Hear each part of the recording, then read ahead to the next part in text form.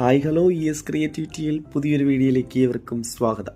എല്ലാവർക്കും സുഖമാണല്ലോ? എന്തൊക്കെയുണ്ട് വിശേഷങ്ങൾ?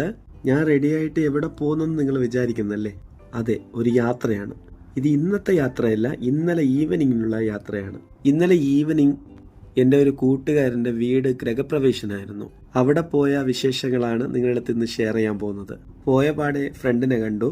അങ്ങനെ കൊണ്ടുപോയ ഗിഫ്റ്റ് എല്ലാം കൊടുത്തിട്ട് അങ്ങനെ വീടെല്ലാം ഒന്ന് കറങ്ങി നോക്കാൻ പോയായിരുന്നു.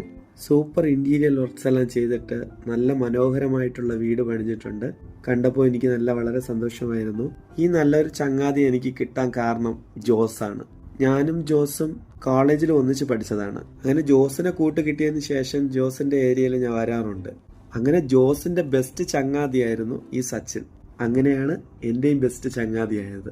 ഞങ്ങൾ 3 പേര് ഇന്നലെ ഒന്നിച്ച് കണ്ടപ്പോൾ എനിക്ക് ഓൾഡ് മെമ്മറീസ് എല്ലാം ഓർമ്മയിൽ വന്നു.